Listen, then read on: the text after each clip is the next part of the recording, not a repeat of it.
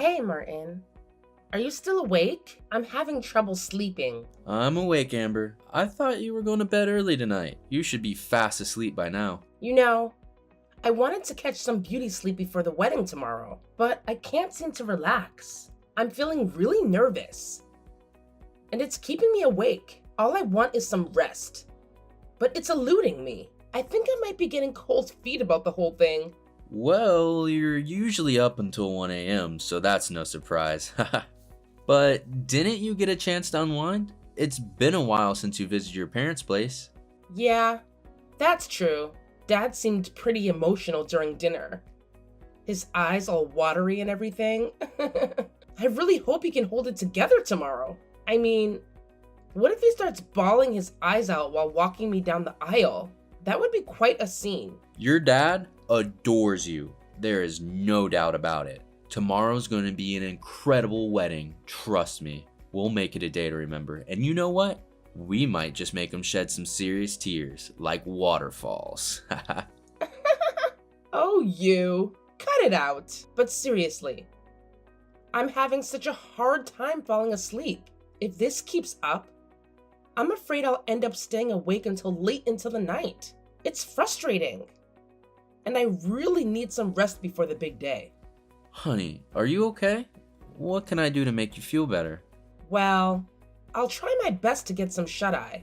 You don't have to worry about me. I'll be fine. Well then, how about I take you for a drive for just an hour? How does that sound to you? Are you sure? I don't want to be a bother. I know you've been working tirelessly to prepare for our wedding. And you must be exhausted too. Nah, I promise you, it's all good. I can't sleep either at the moment. Plus, you always knock out instantly when you're riding shotgun. So I thought maybe we could take a little drive together. It might help you unwind and relax a little bit. Well, it's not like I intentionally fall asleep in the passenger seat all the time. It's just that, well, your driving skills are just so impressive. And I really feel safe with you behind the wheel. Yeah, that must be the reason why I tend to doze off. Alright, well if that's what you want, I'll head out and come pick you up right away. No problem at all. I'm on my way. Okay, thanks, Martin. I love you so much. You always take so good care of me.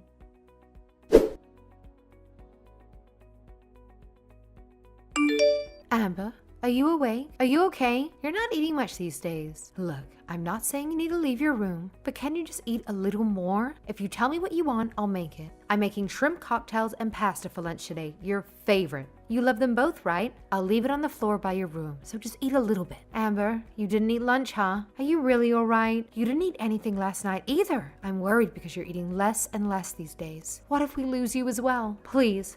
I think it's time you face what happened to Martin. I'm sure this is very difficult for you, but Martin would be sad to see you like this. Stop it. Don't say Martin's name. You know I can't stand it. Amber, you might not want to, but listen to me. The other day when Dad and I went to visit Martin's grave, we happened to see Martin's parents. They were really worried about you, Amber. They said that you probably weren't ready to face them directly, but they had a message for you. They said they were so glad that you were the one to marry their son, Amber. They want you to live on without blaming yourself. They want to meet up with you once you can come outside. See? There are people who are waiting for you to recover. Of course, Dad and I want to see you back living normally too. So please. Please stop. I'm aware that I can't continue like this, but it's just so hard for me to control my thoughts and feelings. I can't shake off this belief that it's my fault. That's not true. It's not your fault at all, and you know it. I have a feeling that's what everyone secretly believes, deep down inside. They think it's all my fault that Martin is gone. But no one has the guts to confront me about it. Why won't they? I'd rather have someone shout in my face than endure this suffocating silence. If only I hadn't told Martin about my sleep trouble. He wouldn't have gotten behind the wheel that night. And if he hadn't driven, he wouldn't have lost his life. It's all because of me. And it's eating me up inside. Darling, no one is thinking like that. And you shouldn't blame yourself either. You are not at fault, not in the slightest. It was the other driver's irresponsible act of texting and driving that caused the accident. Remember, you are a victim too, Amber. You were so severely injured that you had to endure nearly a year-long hospitalization. Please don't burden yourself with guilt that doesn't belong to you. Mom, If I could have one wish right now, I'd honestly wish that I had died alongside him. It feels like it would be easier than living with all this unbearable pain and sadness weighing me down.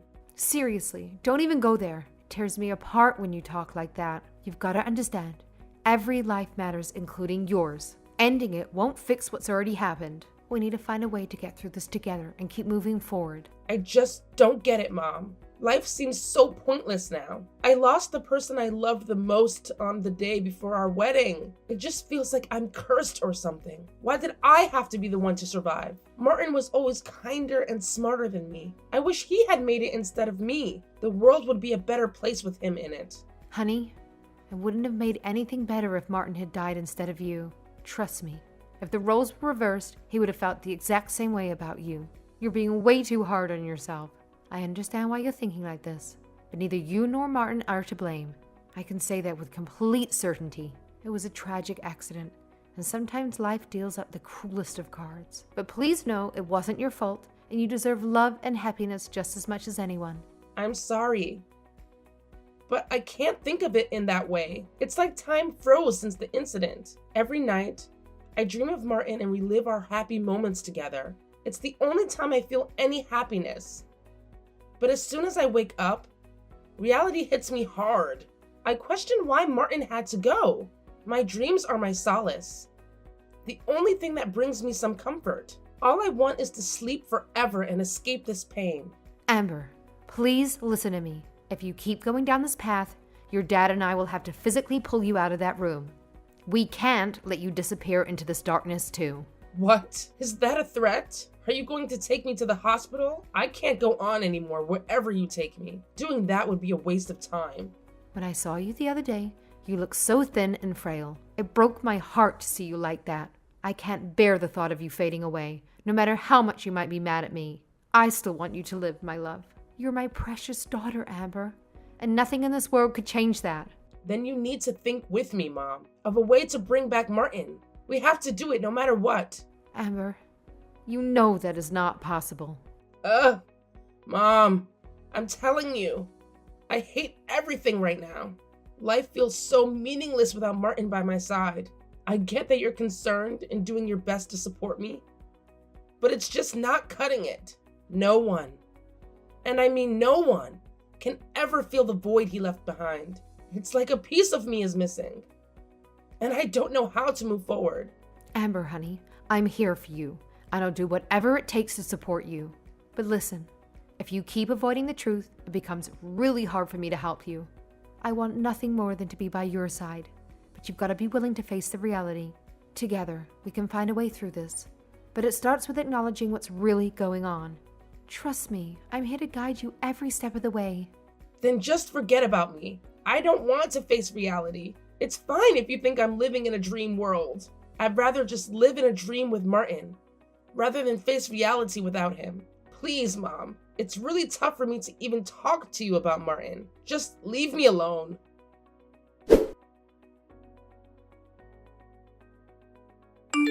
Amber, you'll never believe this. A letter arrived from Martin. I know it's hard to believe, but it's true. The sender is definitely Martin. I want you to take a look because it's addressed to you. What are you talking about? Martin is already gone. You're the one that told me I need to face reality.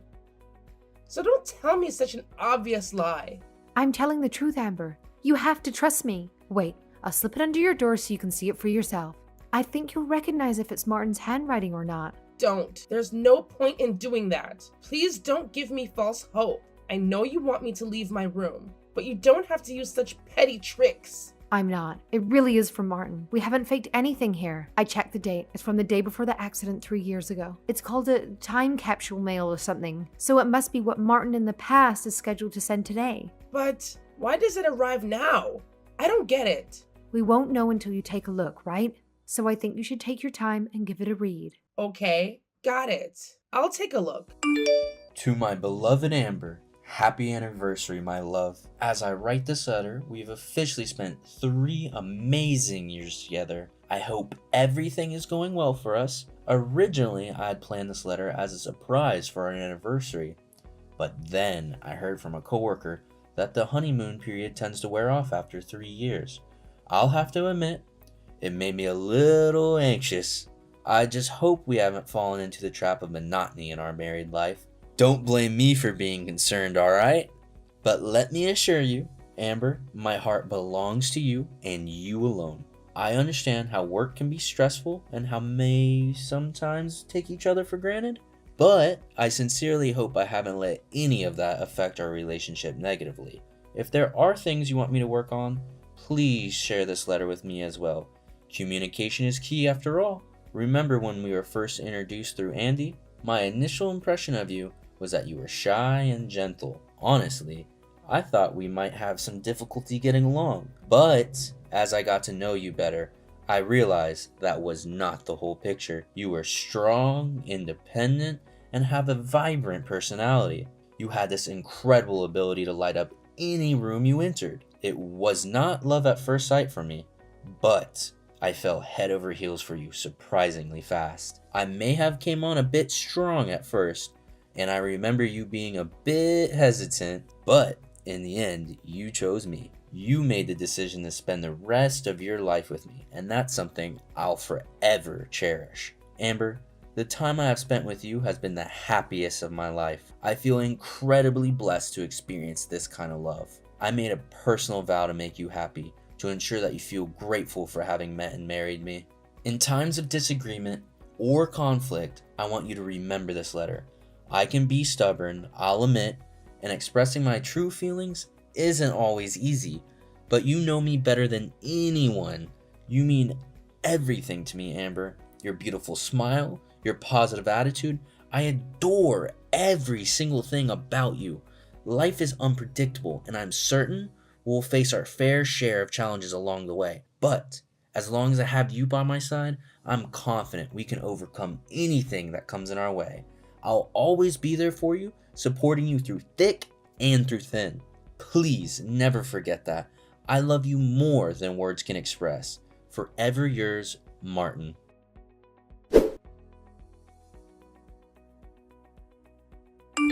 Amber, are you okay? You read the letter, didn't you? Yeah, I read it. No doubt about it. It was definitely from Martin. I recognized his handwriting in a heartbeat. Right. I'm not sure if I should ask, but what was the letter all about?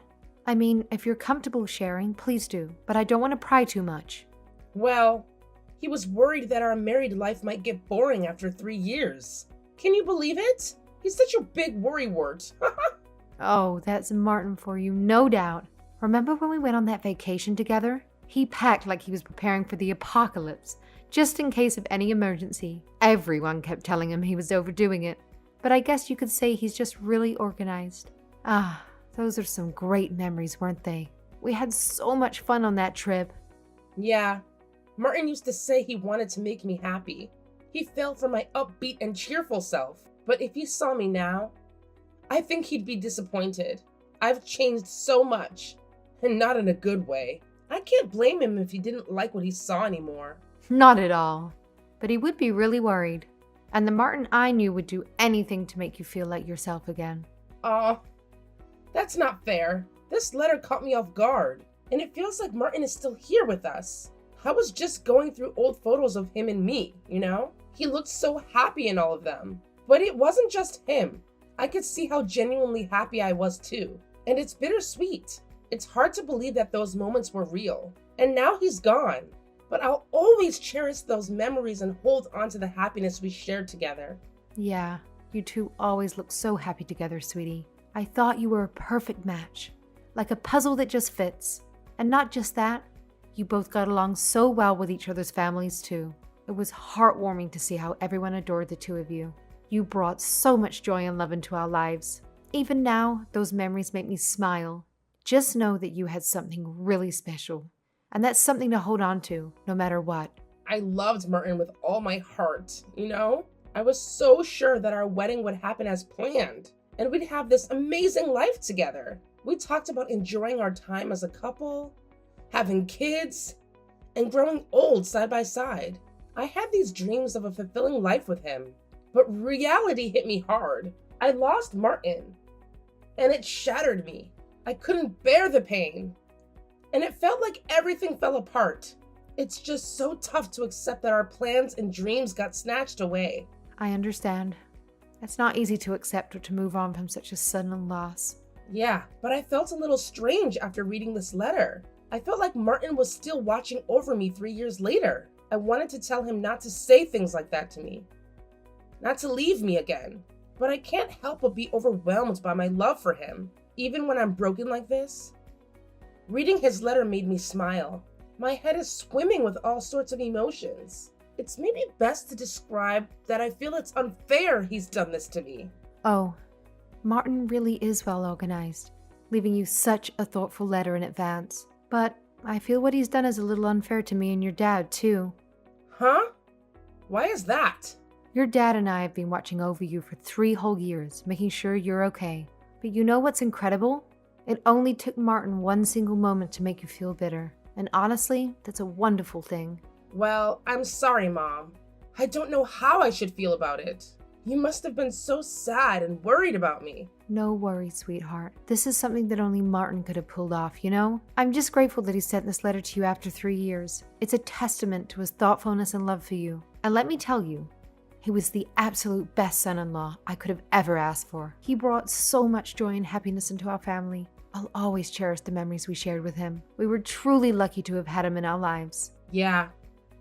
He would have been the best ever husband for me, too. Ugh. I'm sorry for causing you and Dad so much trouble. It's no trouble at all. I'm just glad you're talking about your feelings with me now. The hardest thing is to keep it all bottled up inside. If you start to feel it's all too much again, you can rely on me and Dad from now on. Don't carry this burden alone. It doesn't matter what it is. We'll be there for you. Thank you. Maybe it's too late. But after reading the letter, I feel like I can try to live again. I still don't want to admit that Martin is gone. But the fact is that he loves me so much. And I was happy once. So I can do it again. It might not happen immediately. Yeah, that's fine. One step at a time. There's no rush here. And better late than never. You're still 30, Amber. You've still got your whole life ahead of you. Thank you for supporting me all this time. Thank you for not giving up on me. What do you mean? Of course we didn't. Why would we ever give up on you, Amber? Anyway, you should tell your dad that too. He didn't try to talk too much because he didn't know how to approach you given what happened. But he's become even less talkative ever since you started shutting yourself in your room. He's constantly sighing. He'll probably cry buckets today when he found out what happened. I'll be right next to him, crying the same way. I'm so glad. I'm ashamed of myself. I walked past Dad lots of times, but I always ignored him. So what if you did? Nothing's changed. We're family. Right. Hey, Mom. Thank you too. I'm sorry for always leaving the food you made for me. I'll make up for all the sadness I've caused by making everybody happy. You don't have to change so suddenly. Just take things slowly at your own pace. We're just happy that you're living again. Yeah. As long as I'm living, I might be able to experience happiness again. Yeah, the first step is to start living. That's the most important part of life. Mom, maybe, just maybe, I don't think I can do this while I'm alive, but if I can meet Martin again, I want to be someone he can fall in love with again. So I want to get back to my old self that he fell for in the first place. It's all right for me to hope that, right?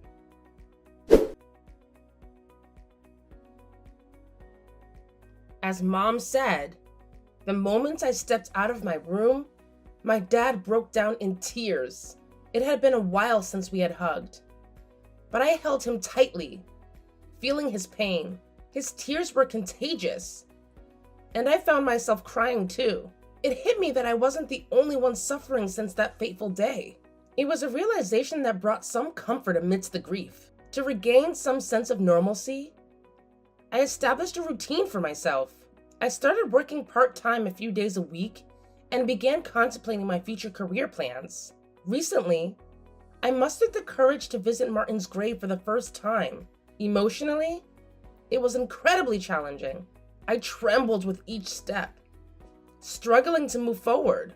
However, with the support of my parents, I managed to make it through. Coming to terms with Martin's passing is still an ongoing process, but I feel prepared to face reality now.